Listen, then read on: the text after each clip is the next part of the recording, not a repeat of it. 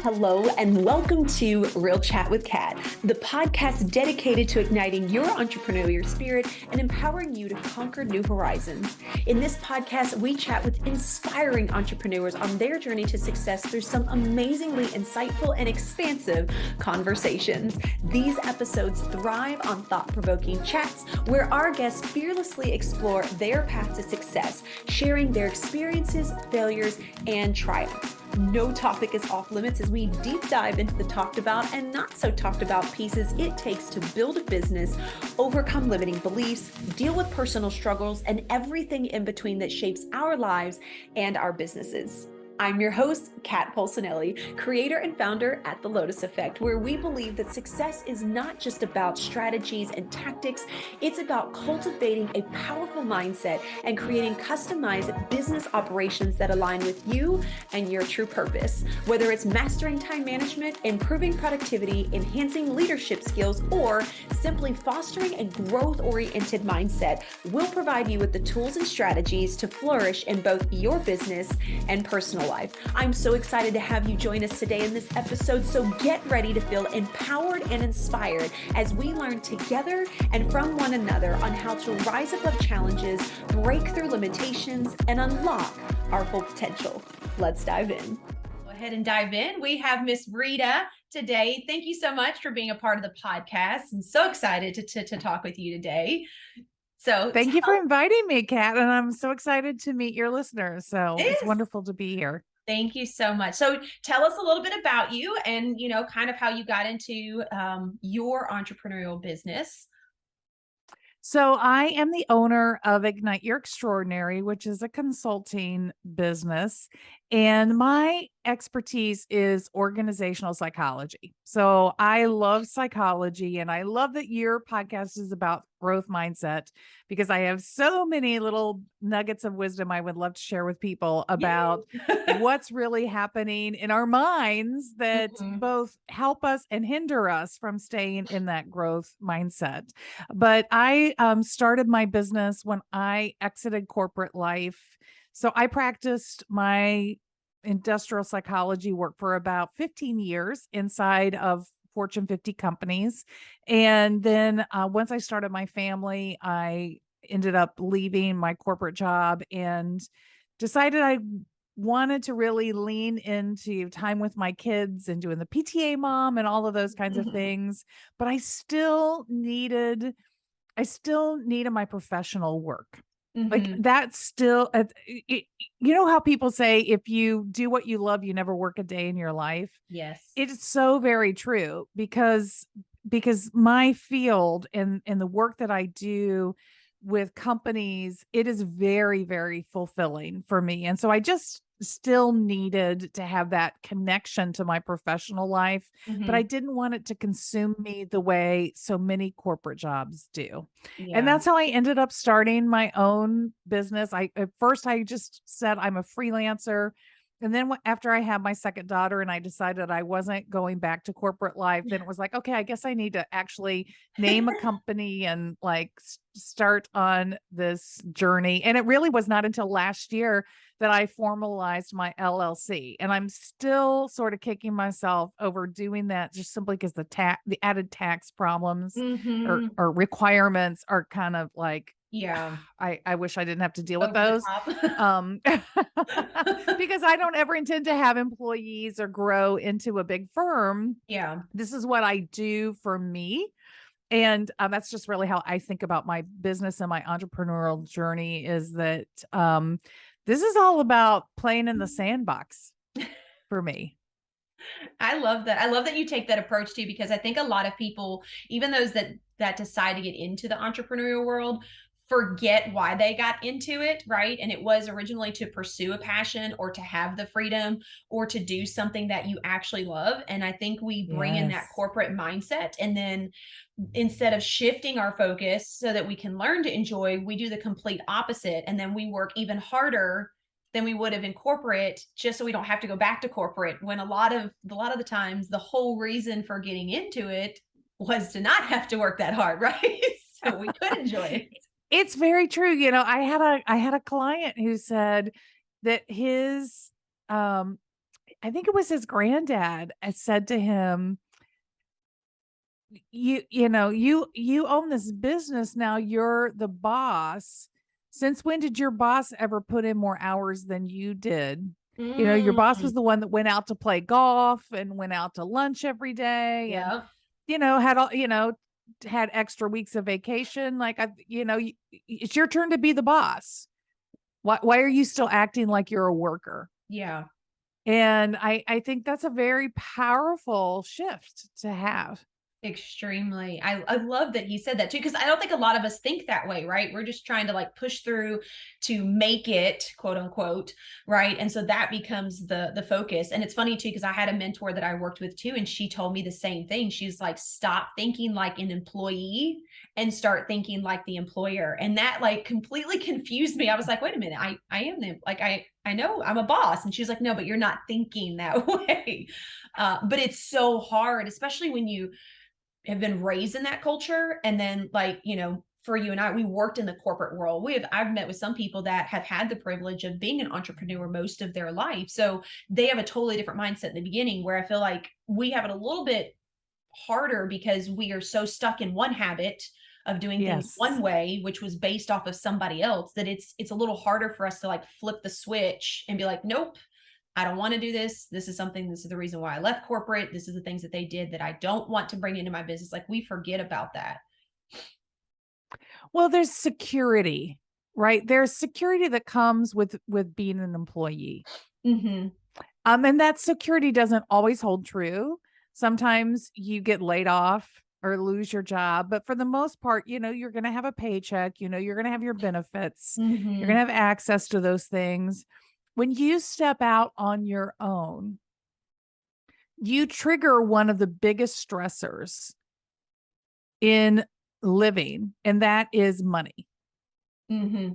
Money is a huge stressor. It's Yeah. not as big as death. Like in psychology, there's actually a stressor scale, and you can rate yourself. And doing things like getting married are Mm-hmm. high, because you're now learning to cohabitate with somebody, Makes sense.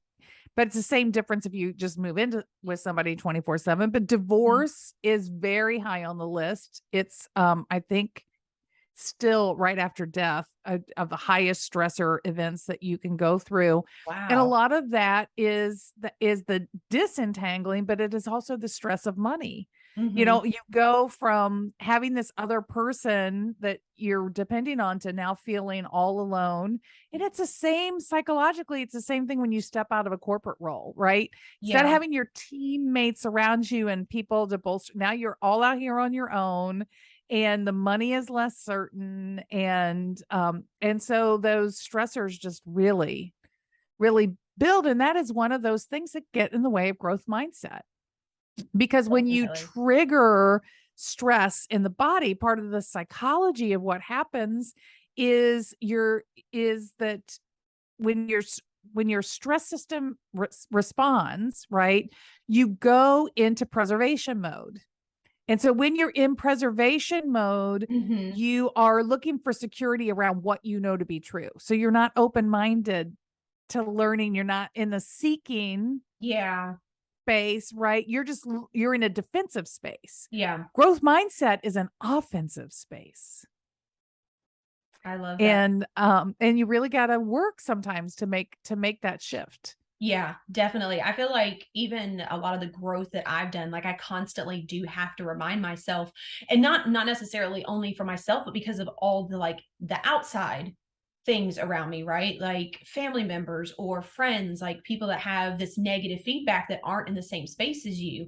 And a lot of times, especially if you're in the middle of working on that and it's not a true belief for you, like in the back of your head it is, but you have other people that are around you that are telling you the opposite, like it truly is a fight in deciding, Yes. okay, so are that what they saying is true or is what I'm saying is true. And I learned that from years ago being in an abusive relationship, because mine was more of a mental abuse. And so I was stripped from my identity. And my husband and I have talked about this. And I'm like, when I'm trying to almost rebrand my thinking, Yeah. right? When I have people that are telling me the opposite, I really struggle with it because for the longest time, I was so caught off from the outside world that my beliefs started trying to figure out if they were true or if what my ex at the time was telling me. And it really is like it's an internal conflict. And a lot of people don't realize that. And that's a huge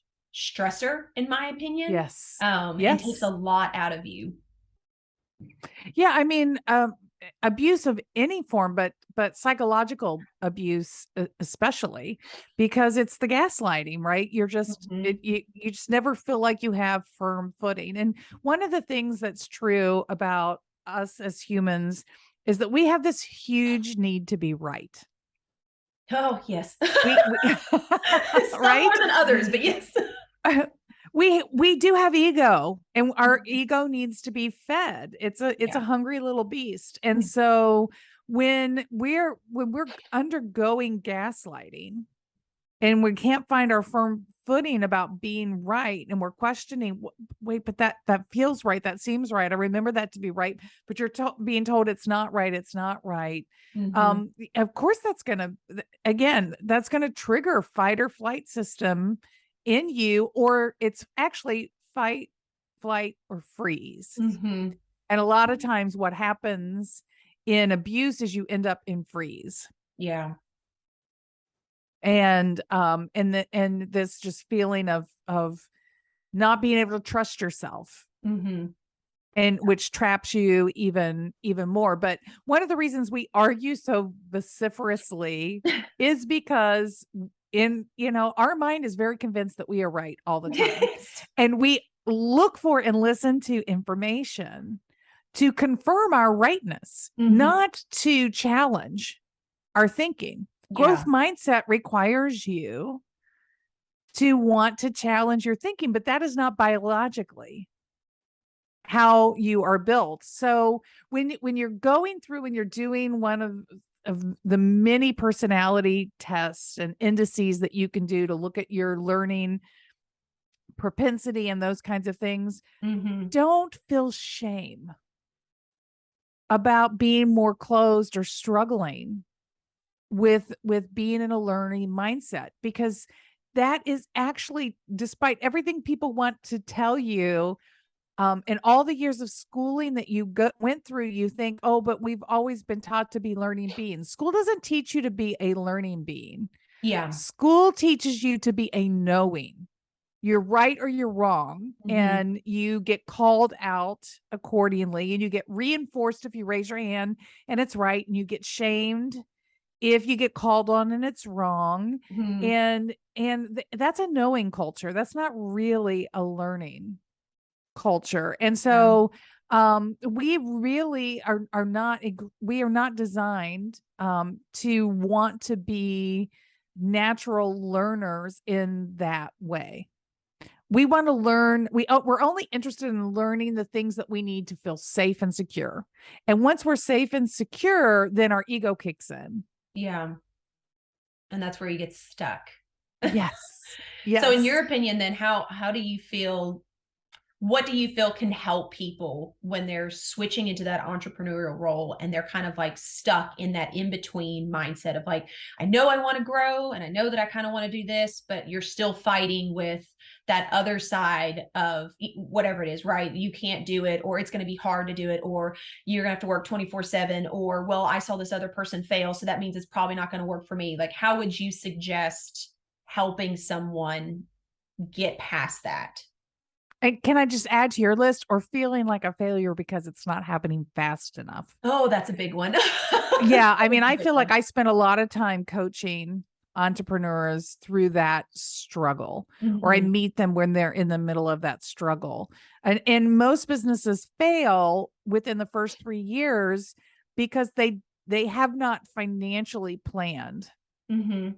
to be able to navigate the runway. They think the Mhm. runway is going to be short, and it's a really long runway for liftoff. Yeah. And you know, you're not going to replace your income in the first year, and probably not in the second year, and probably only partially in the third year for Mhm. most business owners. There's just so many added costs and things that you don't anticipate. Mhm. And it takes time to get brand recognition and all of those kinds of things. Yeah. So, the thing that shuts us down the fastest is shame.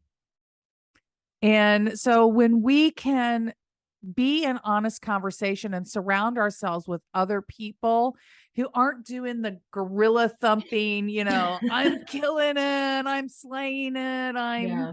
it's interesting to me how attracted people are and how much money they will pour into folks who go out and Instagram live every day or whatever and put this big facade out there Mhm. that is not truth or reality, instead of being attracted to conversations of vulnerability. But if you can remind yourself that not everything that glitters is gold. You've got to keep some reality in perspective and Mm. find those few people that you can be authentic and that are trustworthy and that are in the journey with you. But we have to be forgiving, and that's tough sometimes for us. But I think Yeah. when you can start having the honest conversation, I mean, I think step one is just having the honest conversation with yourself and reminding yourself of very simple messages like, I I'm struggling, but struggling doesn't mean I'm failing. Mhm. Struggling means I'm figuring something out. So how can I be the smartest learner I can be in this moment? Do I need to ask for my help? Do I need to write down my learning? Do I need to think of better questions to ask myself or ask others? Mhm. Those are the skills that make you a good learner and that are going to help you find that growth mindset. Mhm. So when you recognize the things that build anxiety in you, and you say, okay, I'm noticing that I'm feeling anxious about this, or um I notice that I am feeling fear or shame, any of those emotions that want to shut you down. That's you want to notice those and then try to move yourself into a place of curiosity. Oh, that's curious. Mhm. When we so people talk all the time about things like imposter syndrome, right? Mhm. And people That's a do big one right experience that. now. I experience doubt myself. I mean, I just did a keynote yesterday and I woke up the night before, I was going through and I was like, "Oh, I never wrote an ending to this keynote." Like I gotta sit here for the next 30 minutes and figure out how I'm gonna, like, I know where this is going, but like Mhm. what's the like hard message I want to land on that I Yeah. want to, because people remember the beginning and they remember the end. They don't remember so much always in between. So the end has Makes got to sense. be good. Yeah. And it can't just fizzle out, it's and so I was like, "Oh yeah, I never finished that." So I sat down to do that, and then I, kind of did my evening close down routine and went off to sleep. And I woke up the next morning, and immediately I felt anxiety and about this talk, because it was just the carryover of, oh my God, I didn't polish this perfectly Mhm.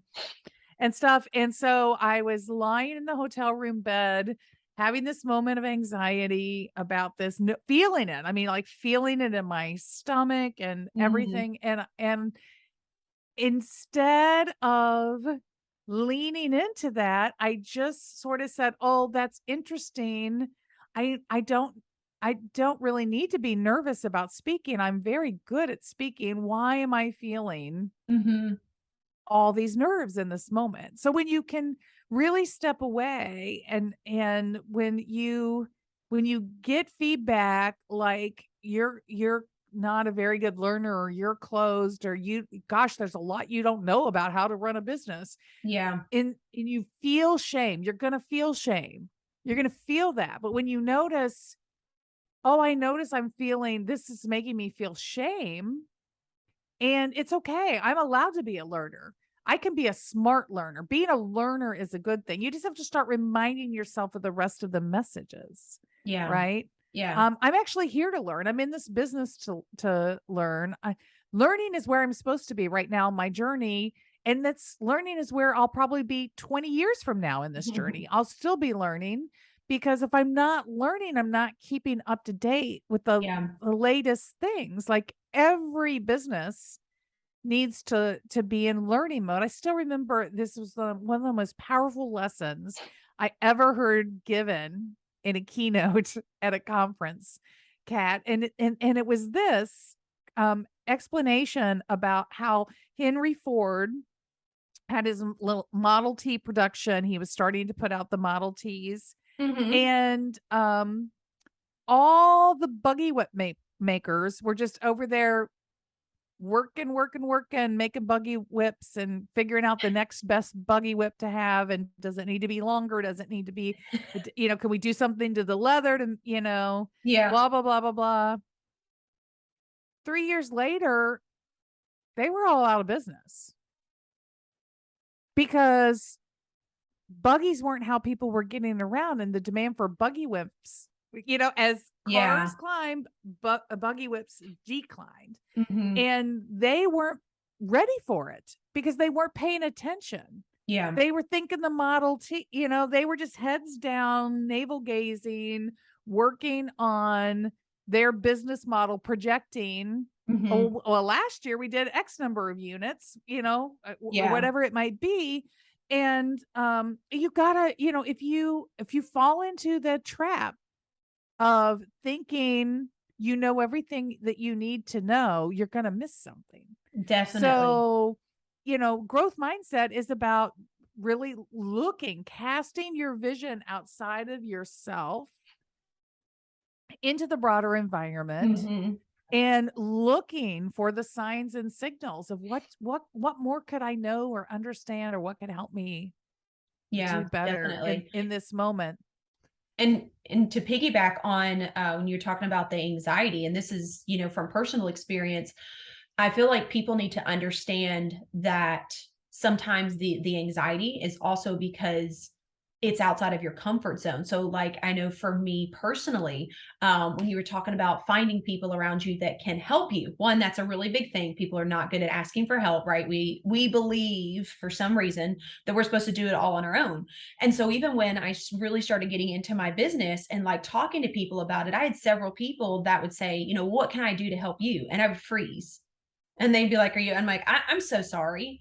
No one's ever actually asked to help me, right? Like, legitimately want to help me grow. Like, that's weird to me. I'm used to doing it all on my own. And so I just started telling people that, which I got a lot of people that laughed at me. But it took that anxiety that I had of, I have to do it on my own. And there's no reason why this person should be wanting to help me. Because immediately when somebody would tell me that, I would like go into like this freeze, right? And I would stop whatever I was doing. And so I just started telling people, I'm like, I'm so sorry. I don't really know what I need help with at the moment. Let me think about that, because I'm not used to people genuinely wanting to help. But then once I started saying that, instead of just accepting that it was an anxiety I needed to deal with, when I started really, like you were saying, work through it to figure out why I was having that, and I started expressing it, it's not a thing anymore, right? Like, it's not as big of a thing. Sometimes I still have to think about what I need help with, but but I think that's just because I'm a doer. But I really do agree with you on that, of taking the time to learn why you are having it, instead of just being stuck in the moment and being like, oh my gosh, how do I get out of it? Right. And we're really bad at that one, in my opinion, as a society as a whole. Yes, yes. Well, one of the things that there are three basic needs that we all seek in work: autonomy, which is the freedom to really own our own work and do it in our own way. And that brings a lot of entrepreneurs into the entrepreneurial space, Hmm. right? I just did a talk earlier this year about neurodiversity in the workplace, and neurodivergent people, so non-neurotypicals, make up a larger percentage of entrepreneurs So, as that relates to the total population. Mm-hmm. So let's say that 30% of the population are neurodivergent individuals, meaning they don't have neurotypical ways of processing like I have. When you look at entrepreneurs, it'll be something like 60% of entrepreneurs are non-neurotypicals. Wow. Right. So they're creating a space where they can do their thing in their way. That's autonomy. Right. Mm-hmm. The second thing that we need is competence. And that's the feeling of mastering and being at the top of our game. Mm-hmm. So we're out here on our own. We've got all this autonomy that we want.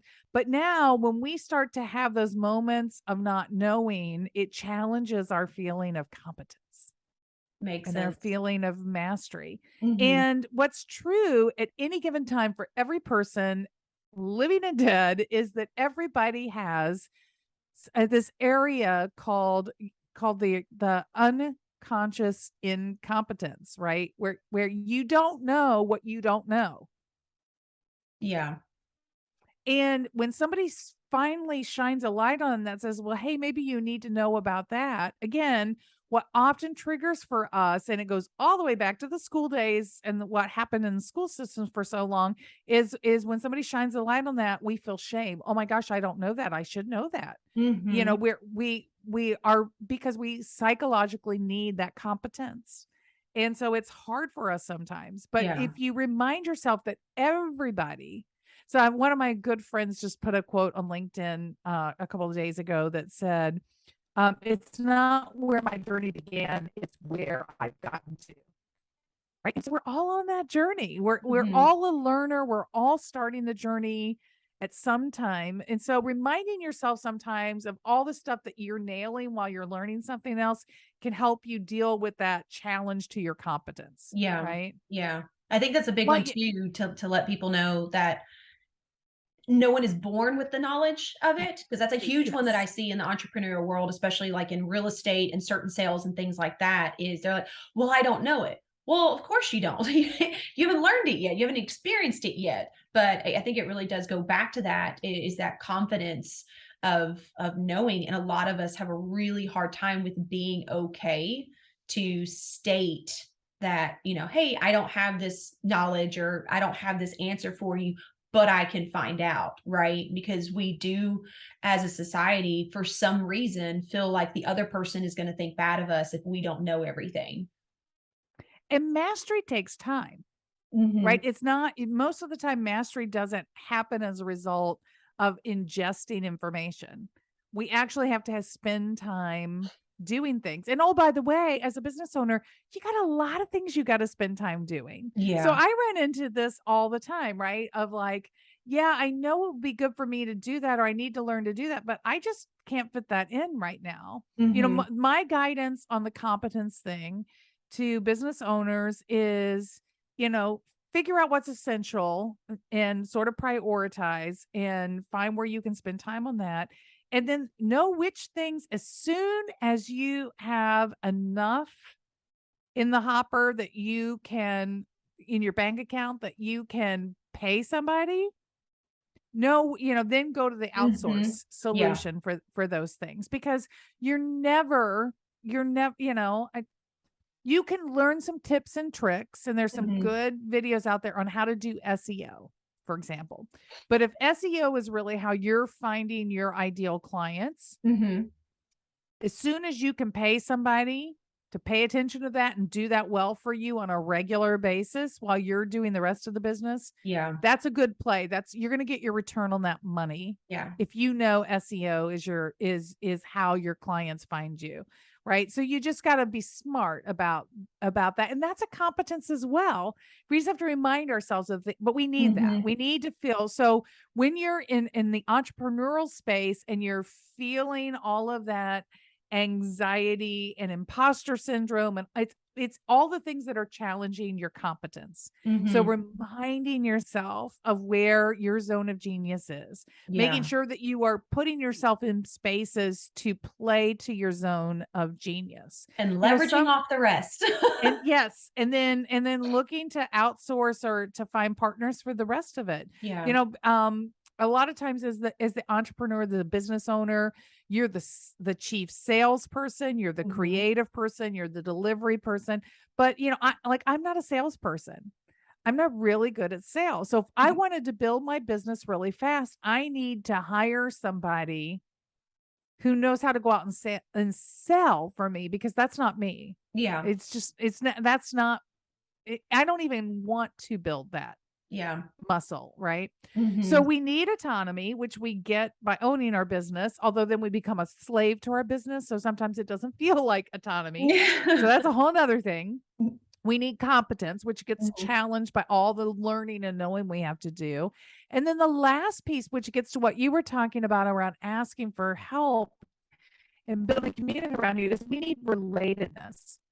We need to be connected. Whether that connection is through the people that we serve, or that connection is through a broader community, or some mix. Yeah. It's important that you really build a professional community of people around you, people who are ahead of you, people that are just a few steps ahead of you, and people that are light years ahead of you. Yeah. Right. So that know the journey, and then allow people in that are behind you that you can give back to as well. Right. Yeah. And people in different disciplines who are going to see things in different ways. So I use LinkedIn as my primary source for finding and connecting with fabulous people doing amazing things that can inspire me and teach me, and that I can learn from. Yeah. And build a lot. I focus on relationship there, because that relatedness, if you don't have a team, if you're a solopreneur,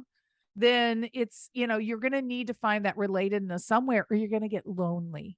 Yeah. And when you get lonely, you feel like Atlas. It's like, you just roll in and you're carrying all this weight on your shoulders, and it's a sad place Yeah. to be. So you've got to pay attention to that for yourself as well, because Yeah, definitely. you've got to have the happiness and the fulfillment.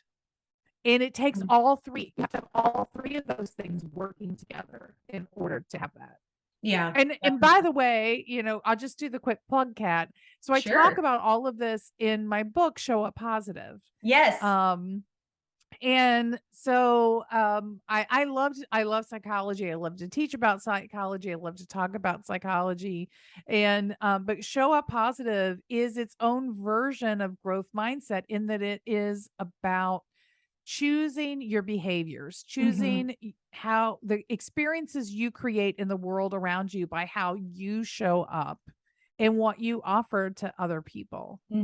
And, the simple way of saying it is, the challenge I give you in the book is to be the coworker you wish you had. And sometimes you need to be that, even if you're like me and you never have employees, you still need to be that coworker you wish you have for yourself. Yeah. But it's through that practice, not in the times of crisis. You can't practice in crisis. You can only respond in crisis. Yeah. But when things are calm and more settled, when you practice working on your mindset and strengthening your muscles of creating the kinds of experiences that have you feel happy and productive and fulfilled in your work, then when you have moments of crisis, you can lean into that muscle and in leverage that to carry you through. That's where resiliency comes through in times of challenge. Yeah, definitely. And then it allows it not to feel so heavy. And that's something that I've recently experienced is, there have been some challenges of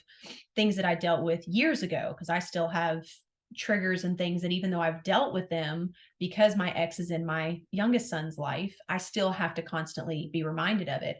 And something that I noticed the other night when I kind of had a setback was, I went through the motions, but the motions were different. And I also recognized the motions, where before I didn't realize what was actually happening. And I just kind of went into it and got angry or got upset or whatever the case may be, where this time it was like, okay, I know what's happening. I've done this before. And so it didn't stick around as long as it used to. So it definitely it's the calmer of the seas once you start putting that out there and really recognizing it. And it's interesting how your mind will pick up on those things once you build that resilience to it. And even though you may still deal with something that's similar, it's 10 times different than before when you're just reacting to whatever it is in that moment.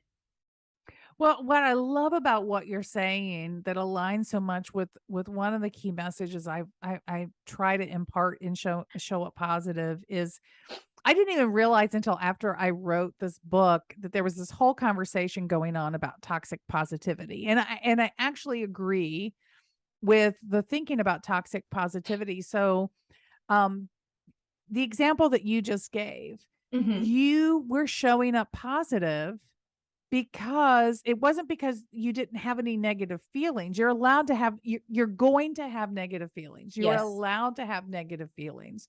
Showing up positive is about responding versus reacting, Mm-hmm. about recognizing and being able to like almost take them out like an object and go, well, that's interesting.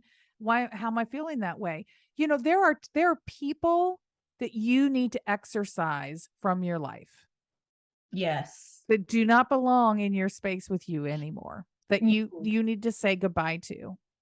And a lot of times when that happens, it comes from a place of negative feelings. You Mm-hmm. know, you feel angry, you feel betrayed, you know, things like that will push you into that space. And you say, Yeah. well, you're not positive.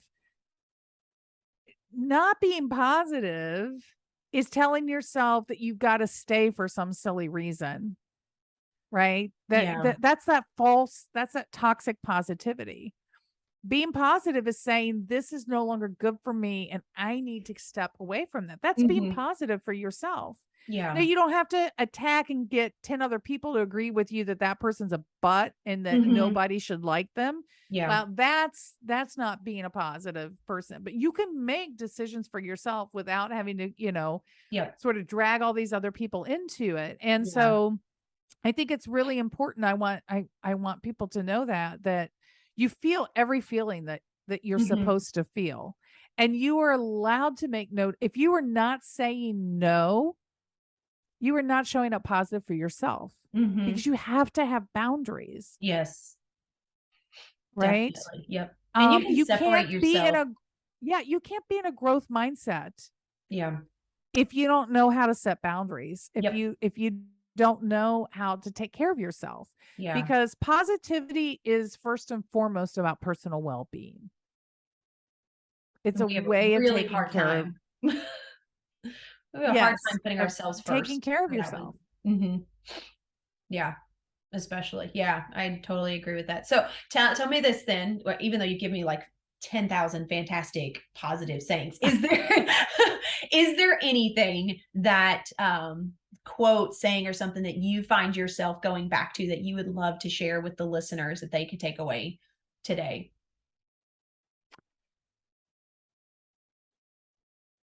I do have several that I go to all the time. So you know, well, in the vein of what we were just talking about, one of my favorites is from Peter Block, who is a management consultant and community builder.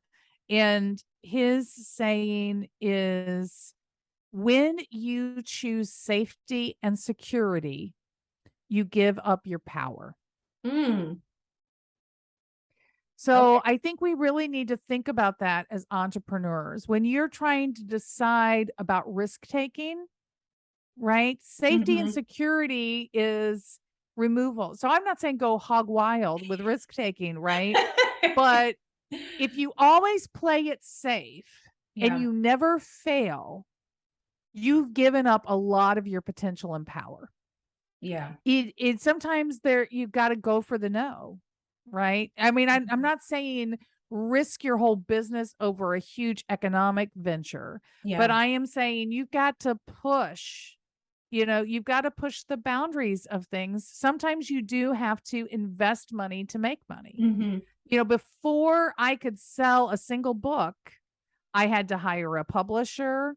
I had to hire somebody to do the book cover. I had to hire a publicist to help get the message out. So I had a 5-figure investment that Mm-hmm. I had to fund before I was ever going to start to see any return on that. Yeah. But it was, but it was an investment it was a risk was willing to take. I was willing to bet on myself, and I was willing to bet on the readers, because I knew from the clients I was working what messages were resonating, what they needed to hear, what Yeah. was really helping them navigate the challenges of the pandemic, and I wanted to make that more readily available. Mm-hmm. But, if you have to borrow money, that doesn't mean you're failing. Mm-hmm. Sometimes you got to do that in order to get to the next place. Yeah. Sometimes you need to say no. Sometimes the boundary you need to draw is, that sounds lovely, but now is not the right time. Yeah. I shouldn't be spending, now doesn't feel like the right time to spend money on that. And for some Mm-hmm. people, that's the bigger challenge. The bigger challenge is saying no, Yeah. and really, instead of going so scattershot with what they're doing, really getting more purposeful and Yeah. more laser focused Yeah. with where and how they're spending their dollars. But I think that whole idea of, if it feels really natural to you to just throw money at the problem, then you probably need to rein that in. Yeah. If it feels really natural to you to not ask for help, to, squander every penny, you are holding back your potential. Yeah. So I think that there's somewhere, there's the right balance point in there, but you got to push that edge, or Yeah. when you choose too much safety and security. And again, safety and security can be, oh yeah, well, I'll just spend money on that, and I'll spend money on that, and I'll spend money on that. There are people, I'm not that person. I'm the miserly person. So, but I know people that, that are Yeah. just like, oh yeah, I'll sign up for that class, and I'll do this, and I'll do that. And they're not really being mindful and purposeful. Yeah. And they're saying yes to too many things. Yeah. But if that's your safe spot, is just grasping for straws, that's not smart either. Yeah. So, really recognizing in yourself, am I choosing safety or security play right now? Something that makes me feel comfortable, right? That's how Mm-hmm. you know you're in safety and security play. And why am I choosing that? And what if I stepped out of that comfort zone? Yeah. And you talked about that earlier, pushing out of your comfort zone, but Yeah. it's very true. It's you you've got to fail, but you got to fail up, is the way Oprah talks about it, right? Yeah. And this is actually the last tip that I give at the end of the book, is fail up. And fail up is securing the learning and carrying it forward with you into the next opportunity. Yeah. And it's the after action review. The military does those, after maneuvers, they do an after Mm-hmm. action review. Why? Because they want to figure out what went exactly the way we thought it would, and what didn't, and how do we learn from that, so the Yeah. next time we can be smarter about it. Well, that's everybody should be doing that, Yeah. right? Yep. You can't figure it out in the process as much. It's a lot harder when you're in the dirt versus waiting until you're done and let the dust settle. I worked in pharmaceuticals, actually in the drug development process, for a little bit of my earlier career. And after action review was common. If they killed a drug, or if it went to market, they still did an after action review. Now, Mm-hmm. and it makes sense, right? I mean, you don't want to keep following processes or reinventing processes when there is a one known way that's gonna. It's like, either don't do this or do this. Yeah. Right. And you don't want your surgeon who's operating on you to be reinventing the wheel. You want him to have the wisdom Right. of all the failures that happened before you got on the table. Yeah. Right. Don't So assess do that it during for yourself. clean. Do that for yourself. I mean, when you begin to have these interesting, I don't know, for me, they're interesting conversations that often happen in my own mind, but occasionally with really delightful people like you, Kat. When you start to frame things in these ways, though, you're like, okay, I'm being stupid. Like Yeah. and you know what? Your brain lies to you all the time. Your brain will cause you to choose stupid pathways because it will I'm tell you not. things like you should already know, Yeah. or, It's like you reeling in know, a 5-year-old constantly. Like, wait a minute, wait a minute, wait a minute. No, no, no. It's well said. Very well said. well, Rita, thank you so much. I have enjoyed this conversation. I may have to have you back because I love this kind of talk. This is what lights me up, and this is what I think more people need to hear about. So please tell us where people can connect with you. Where can they find the book so that they can purchase it? All the good stuff. The website is Ignite Extraordinary. So extraordinary. I know it can be a spelling challenge.com. You can Don't look worry, me I'll up. put it in the show notes. I'm on Google too. So access to everything, all of my social icons at the bottom of the page. There is a tab called Show Up Positive. If you click on that tab, it will, the very top of that page gives you the Amazon order link, the Barnes and Noble order link, and the my local bookstore. But you can also go to your local independent bookstore if you like to support independent bookstores. You can do that because it's in national distribution, so they can order the book. It is called Show Up Positive. And my primary social, if you really want a lot of content from me, you want to follow me on LinkedIn, because I do business with other businesses. So that's really the social place. I do a little bit of stuff on Instagram and Facebook under the @Ignite Extraordinary business name. But I really, LinkedIn is where I spend my time. And I am Rita Ernest Positivity Influencer. So I'm an easy Rita Ernest to find on LinkedIn. And I post there daily. I post articles, all kinds of things. And I'm so constantly following it. Like, oh yes, this is good. So, and I follow a lot of great people too. So it's interesting how my network is now like, it's the web, right? So, you know somebody and they know somebody, but then you start seeing their content and now you're like the weave is getting much tighter in that nodule. So it's so much fun now to see, especially amongst the women, the women showing up that have met other women in my network that are now showing up on their posts, positively supporting and commenting and sharing directly, because they have seen that, when you start seeing good content is good content. Yes. And so I do follow a lot of great people, and if I like your content, I comment. And even if I don't like your content or I don't know your content that well, but I like you, I will comment if you connect with me and ask me to do that. Because that's how it's just a place to really build community. Yeah. There are people that are out in LinkedIn doing sales, but I don't get hassled a lot by them. I get a lot more of those messages actually in Instagram and stuff. Yes. But Yes. but I'm just very clear. My purpose is community on LinkedIn, and I have a good time and I enjoy being out on that space. So please come follow me. Be sure you ring the bell so that you see all the content. But if you would like to connect, I'm always happy to connect. Thank you, Kat. Thank you so much, Rita. This has been amazing. Like, I feel like I learned so much. I would be happy to come back again. Yeah. So anytime you want to continue this conversation. Yes, definitely. And for everybody else, please make sure you guys like and subscribe. Go find Rita. She has some amazing content. And for anybody out there, be sure that you're doing something positive for at least one person a day. You'll be amazed at how much it changes your life. So until next time, bye everybody.